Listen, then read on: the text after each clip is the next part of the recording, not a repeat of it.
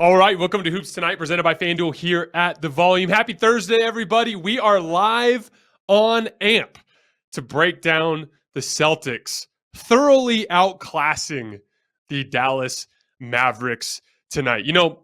That's a great punch from Boston. And when they throw their best punch, because of how much talent they have, they're going to be really hard to beat. And Luka wasn't as sharp tonight. Obviously, that trickled down the roster a little bit. We'll talk about that here in just a few minutes. A quick note before we get started for any of you guys that are listening on YouTube or on the podcast feeds, don't forget that the very first place you guys can get this analysis is on AMP. So the Celtics came in just 5-7 in their last 12 games, and we've talked about it a few times on this show. There's been some impressive wins during that stretch, but also some disappointing losses and a couple of benchmark tests against Golden State and Denver in particular that they failed miserably. A couple of embarrassing losses, a couple to the Orlando Magic in there, and then they got absolutely destroyed by the Oklahoma City Thunder without Shai Gilgeous-Alexander the other night.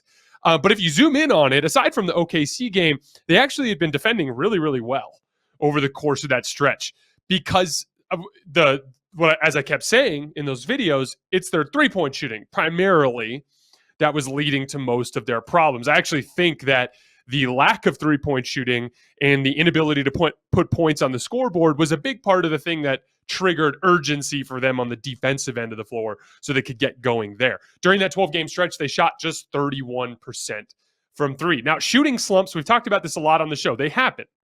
As we always talk about, a basketball team, a good one, might shoot 40% from three for the season or around there, right? And that means you're going to miss 60% of them. And so it's easy to see how you could, as a team, kind of go off the tracks a little bit, lose your confidence, and start to miss shots. And then you can see the flip side of that from Boston tonight when they start to go in and then the confidence starts to trickle down and then everyone's making shots again. But that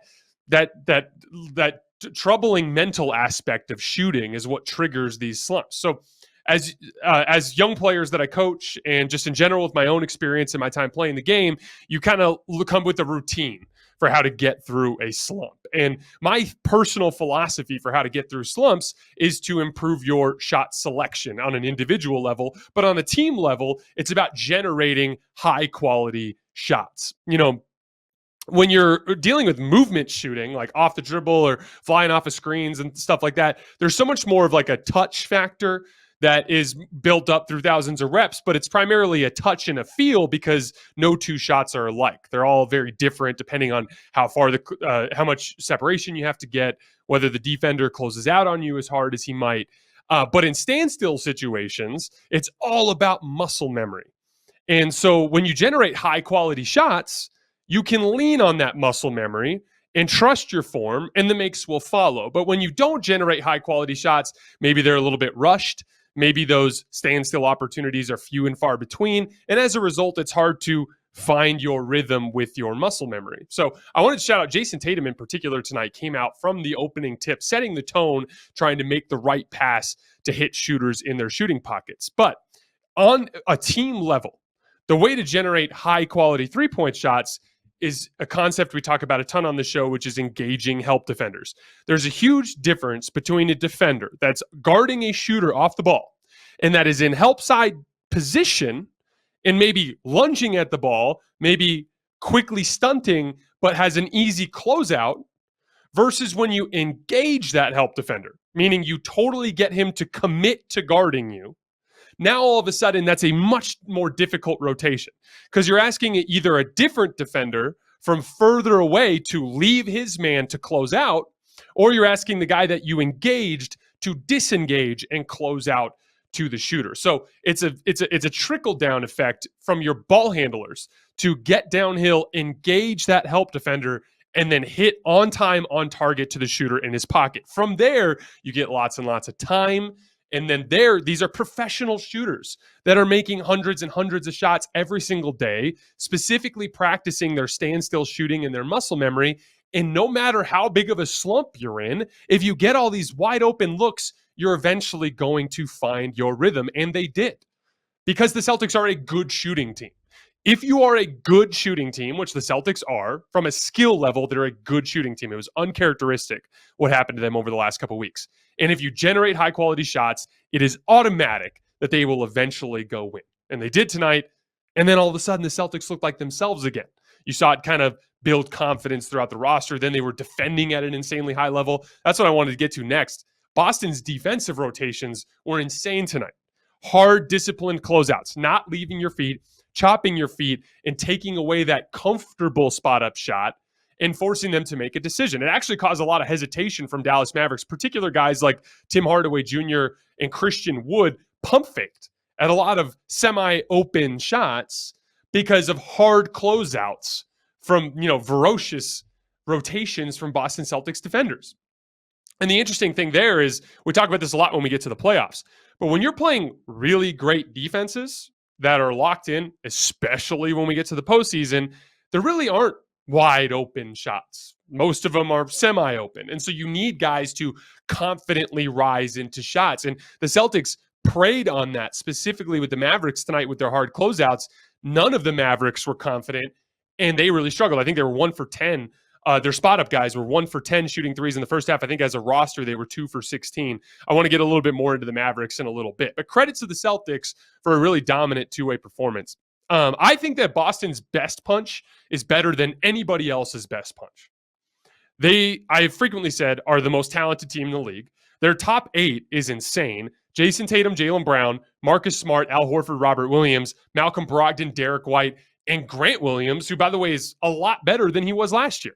Clearly has put in a ton of work in the offseason into his ball handling, into his shooting, into his footwork. He demonstrated really nice footwork on that spin move against Christian Wood when he got the and one. That's lots of reps to get coordinated to the point where you feel comfortable making that particular move. But Grant Williams has made a big improvement. Now all of those 8 guys are not just starter level NBA players, they're above average starter level NBA players. So they've got 8 players that would happily fit into just about any rotation in the entire league. And I don't think anybody's top 8 stacks up with Boston's top 8. The problem is they're a bit of an arrogant basketball team. They carry themselves like a team that's already won a championship as opposed to a team that is desperate to get there first. As a result, they go through these extended stretches where they're sloppy and they get kind of out of character. They take bad shots. They don't do that important thing in drive and kick systems that I talk about, which is engaging that help defender to make passes on time and on target. They start to turn the basketball over. That puts them in precarious situations in transition. And that's how Boston can experience those negative landslides that they experience.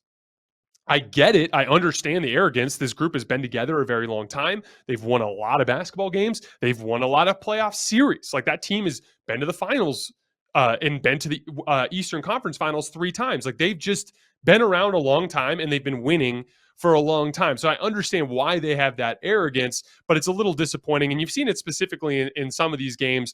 That Denver Nuggets game, I thought they were really sloppy on the defensive end of the floor. The Golden State game, it was like they completely lost character of who they were as a basketball team. So that's the one thing that concerns me with them, because I think Boston's best punch is better than everyone else's. So in theory, they should win the title. But I have them third on my list of contenders behind Milwaukee and Golden State, simply because I trust those 2 teams to throw their best punch consistently in the playoffs in a way that I don't trust Boston.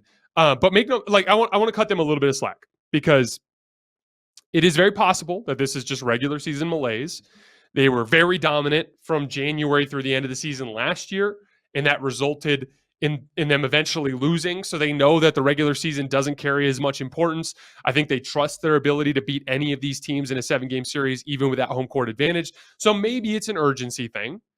And maybe they get to April and they lock in and they try in all 4 rounds. And to be clear, if they do, I think they'll get the trophy. If they consistently throw their best punch in the playoffs, I think they'll get the trophy. That's how much of a talent advantage I think they have.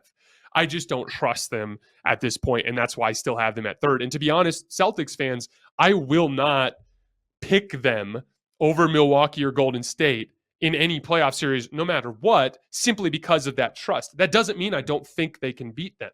There's no amount of regular season success that could prove it. The only thing that would prove that to me is if they demonstrated it to us in the playoffs. If they do, then this time next year, you'll hear me marching to a different beat as it pertains to the Celtics. But they've got to show me they can do that. Golden State consistently throws their best punch in the playoffs. I've seen that for a half decade. Milwaukee consistently throws their best punch in the playoffs. I've seen that 2 playoff runs in a row. I trust them more. That's the only reason I have them above it. But you saw tonight a glimpse of what their top end looks like. And that is why I call them the most talented team in the league. And that's the potential that they have. Dallas, just a couple quick notes. They've been playing really good ball before this game. They'd won 7 straight games, despite being without some key guys. Maxi Kleber's been out. I didn't realize he had surgery on his hamstring. That's pretty crazy. So apparently he's going to be out for a little while.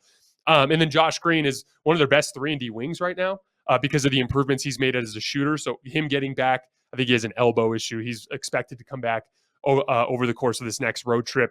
But they've been coming playing pretty good basketball. They just didn't get a good Luka game tonight. I mean, you're not going to beat the Celtics at their best unless Luka Doncic plays at his best. And I'm not being critical of him because, to be clear, it looked like he was dealing with some ankle stuff. I couldn't tell if he was sick or the broadcast said he wasn't sick, that he's clearly experienced some sort of like impact trauma to the chest that was causing him to deal with some coughing stuff.